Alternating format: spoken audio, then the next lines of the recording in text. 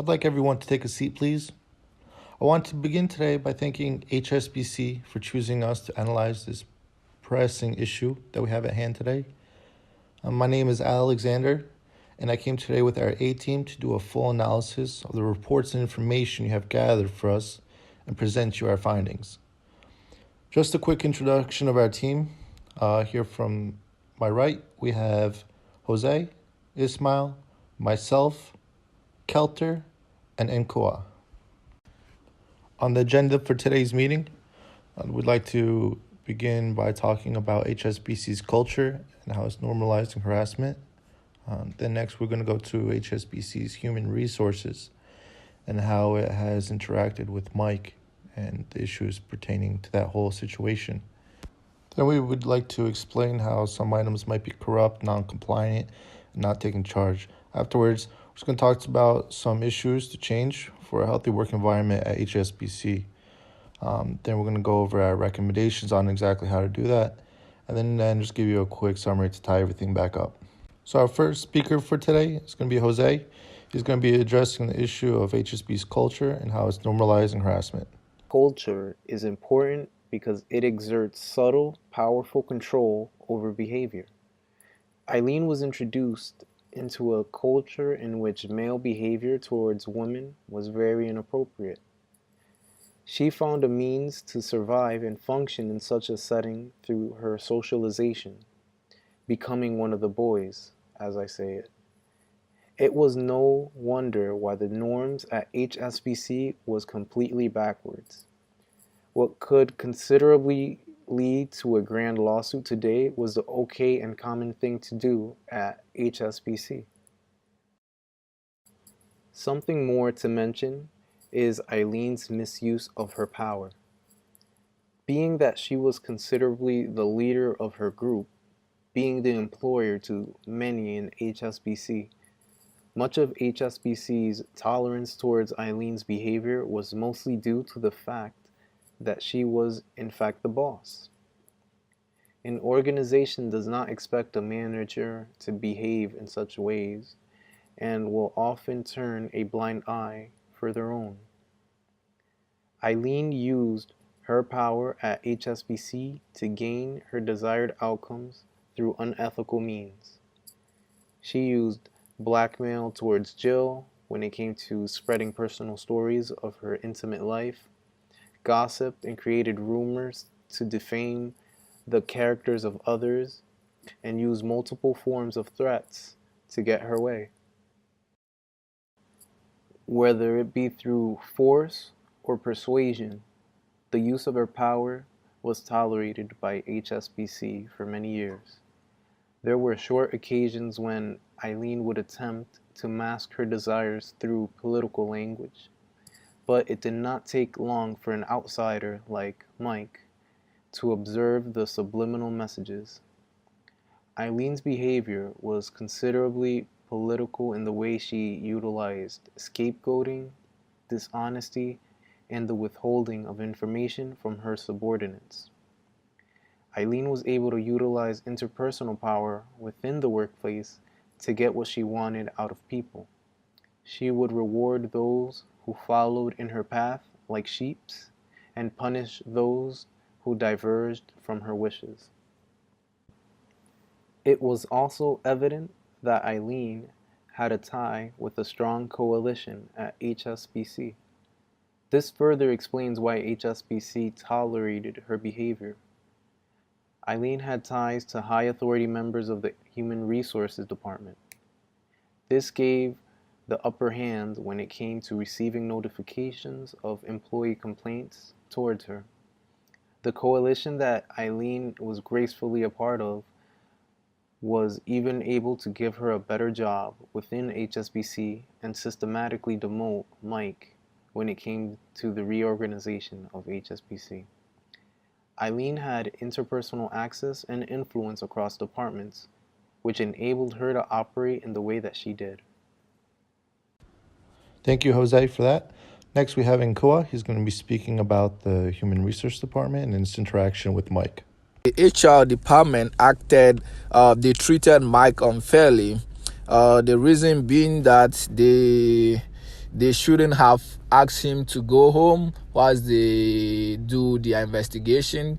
If they want to send him home, whoever they thought were involved should have been sent home, but not only him.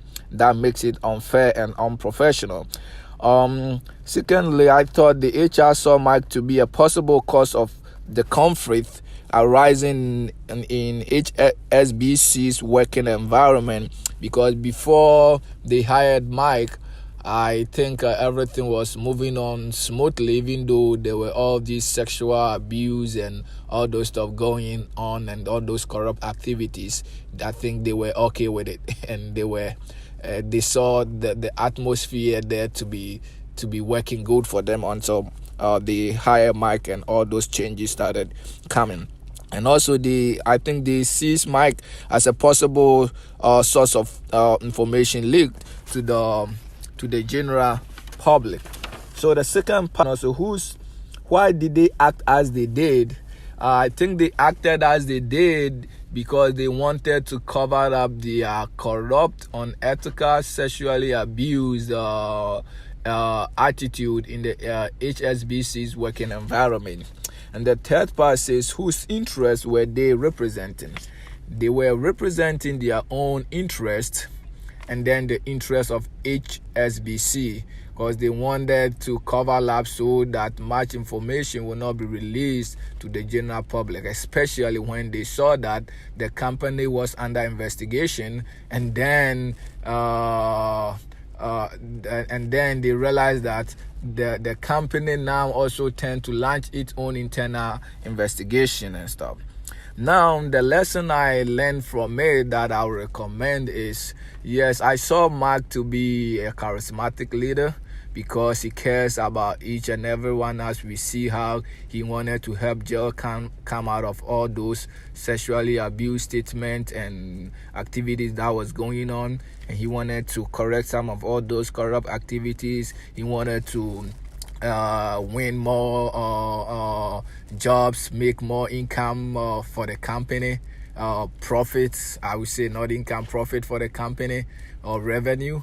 But the way he started the whole thing, I think resulted in him getting fired later on. As each individual, when you go to a new place as an employee, I think before you could fit well, you have to study each and every individual, right from top management to your immediate or your colleague workers. But I think Mike didn't really do that because he was trying to help Joe, but later on Joe was against him, and then he was even in support of him getting fired and saying he wasn't a team player and stuff. And the approach that Mark took to address or solve the issue at stake was also a problem. As we learned in the readings and the lectures, videos, change is something that doesn't just happen. It takes time for it to happen, and then change must always come from the top, those in command, those who have authority,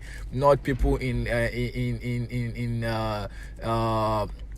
not subordinate as Mark was, because he doesn't have any power to effect any change. So yes, I thought he could have done that, first of all, by trying to convince Eileen, making her see the need and the importance for all those activities to stop. Then Eileen being in power and having good relationship with all those other higher management people could have also send it upwards, try to change them or win their attention, and then from there that change could have been done. But he didn't go there, he didn't attack the situation the right way, so at the end everything turned around against him, and then he got fired. So that is the little lesson I will come out with. Thank you, Nkoa. Next, we have Ismail, and he's going to be explaining to you there's a couple items that are corrupt, non-compliant, and no charge being taken. In 2011, the U.S. government slapped HSBC with $1.9 billion in fine for money laundering penalties. This was the largest fine ever imposed against a bank in U.S. history. The fine barely had any effect on the bank. It was more like a slap on the wrist. After the fine, HSBC announced third quarter pre-tax profits to be $3.5 billion, which was much more than how much they paid in fines to the US government. If HSBC was going to be prosecuted instead of fined, they would have lost its US banking license. The Justice Department officials announced that any small misstep would lead to reopening of the case. HSBC knew that this was not going to happen because even though they were guilty, the government was not going to indict them. The US would have lost thousands of jobs alone, and it would have also affected the world's economy. Additionally, HSBC's dominant coalition was not concerned with Mike's case. They did not even try to settle with him. They knew they had a plan to get rid of him over the course of years. The dominant coalition used its powers, influence, to strip Mike from his responsibilities. At HSBC, the work environment is set up to discourage employees from filing any complaints against their superiors. HSBC did not even seem to even care to hide the fact that HR was not doing its intended purpose, which is to ensure a safe working environment for employees. They made it obvious to employees that if they complained, they would end up just like Mike. Not only did this clear them from any unethical behavior, this also discouraged any other employee from speaking out, or else they will have to deal with what Mike dealt with. Senior managers had a calculated strategy. It's called discredit, deny, deflect, and delay. They looked for ways to make Mike want to quit. For example, they would purposely schedule work and would assign things on the days that he had family matters. They also transferred him to a different department to push him even further. His colleagues treated him poorly, and they mentally tormented him. All these matters should have been prevented initially by HR. Mike did not know the extent of HSBC power and what length they would go through to ruin his career and life. HSBC had the means to control the media, which shifted the narrative from a bank that had many scandals to a lazy employee sues the bank. They also had the resources and the ability to hire a legal team of highly qualified lawyers to help bend the truth in court to win the trial against Mike. During the investigation, the Justice Department worried that the unsealed documents might compromise the future of money laundering investigations against HSBC. After the 5-year probationary period, the Justice Department decided to conclude the investigation, citing sufficient enough improvement. This was not a surprising outcome, considering how lenient the Justice Department was with HSBC. The United States have a tolerance for non-compliance practices. They just want to keep it to a minimum, and there seems to be an incentive for the US to wait till they have a huge case so they can collect a large amount of $1.9 billion of fine instead of addressing multiple smaller ones before it gets out of hand. HSBC is truly too big to jail. They knew that from the beginning, which made HSBC management indifferent to compliance violation even after they almost lost their banking license. They knew they acted like they were above the law. Thank you, Ismail. Next, we will have Kettler. He's going to speak about the issues to change for a healthy work environment at HSBC. Now, looking at HSBC, there are 6 ongoing issues that need to be changed in order to have a healthy work environment. And these 6 issues, as seen on the screen, will be discussed in the following slides. The number 1 issue at HSBC is the fact that there are no respect, no personal privacy. I mean, at any level at HSBC, whether it is between management or between employees and between management and employees, there are no respect at all. Any inappropriate questions is allowed, whether it is between about the personal life or about employees' sexual life. These questions, these inappropriate questions, are allowed, and there are no personal privacy at all, as it is possible and easily possible for any employee to, turn left, turn right, and actually read their coworkers' monitors and also hear their coworkers' conversation, whether it is between their wives or spouse or between their friends or whoever it might be that they're having a conversation with. Additionally, sexual harassment is an issue that needs to be dealt with. Sexual harassment is found at every level of the company, whether it is between management or between employees and managers, or between any employees at HSBC. I mean, sexual harassment is either verbal or physical. Upon, after going to HR and pretty much report any sexual harassment by employees, there's always a retaliation to these complaints, and this is a form of abuse of formal power. Management have actually retaliated to complaints by either, giving an unfair performance evaluation to employees, or giving a false complaint on behalf of that employee to HR, and additionally, they've actually reduced the annual bonus of the employee who actually made the complaints. For instance, we have Ritz, who's actually seen an 82% reduction in his annual bonus 1 year. Another issue that needs to be resolved is the fact that HSBC is an immoral company and also a very dishonest company. I mean, it's been known for doing illegal business with criminals and rigging markets, and allowing their clients to use their private Swiss bank, just to avoid taxes, just to avoid paying taxes to the government. And additionally, they're known to practice money laundering. And one of the other issue that needs to be resolved is the fact that HR is biased towards management.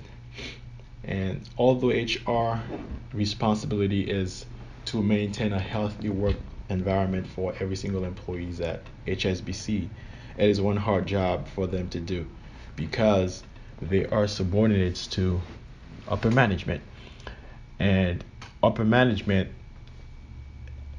is the one that tells them or allows them to, deal with complaints, which complaint to actually deal with and which complaint to dismiss.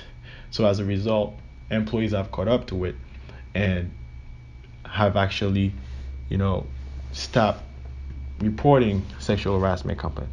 So 87 to 94% of sexual harassment have been kept unreported. And it's just because they've noticed that they're wasting their time and they're just avoiding retaliation from upper management. And lastly, HSBC, HSBC's issue that needs to be resolved is the fact that they are putting their company at risk of losing their own license, losing the banking license, and also putting their employees at risk of being charged of criminal transaction. One of the last things they need to ensure to change is knowing how to deal with their employee. Knowing how to deal with their employee that is not disrespectful and not hurting as they are working on a day-to-day basis. Thank you very much. Thank you, Kettler. Next, I'd like to speak about a couple recommendations that we have concluded for some changes for your company to implement in order to address the issues that we had at hand today. First off, we'd like to suggest that you adjust how HR is structured within your company and allow them to have the same amount of power over with senior management as they do over the rest of the company. In addition to, if you restructure the compliance department to allow them to make changes in policies when compliance issues are uncovered, it will allow them to create resolutions and new policies to quickly and efficiently correct issues that are at hand. Lastly, if you go through and revise your current ethical behavior, compliance, sexual misconduct policies, we want you to make it really a strict policy that has zero tolerance and zero leeway for any issue to go past without any repercussions done to employees, whether it be termination, dismissal, suspension, or whatnot. Lastly, we have our summary page. I'd like to go over 3 key bullets that summarize our entire presentation, and we really want you guys to understand what we're trying to explain here. First off, company structure and power allocation is critical for company success. Next, HSBC is not a sole example, rather insight on a larger problem that all companies face today. We want you guys to really understand that. Lastly, companies not having proper policies to address internal issues can grow into problems that cause bankruptcy. As earlier explained, there are massive fines for the things that are non-compliant or any harassment that's done within the company. So I'd like to close off this presentation and really thank you for bringing us in today, and thank you for your time. Hopefully we can continue working together to really implement these changes and help you analyze how much better your company is afterwards.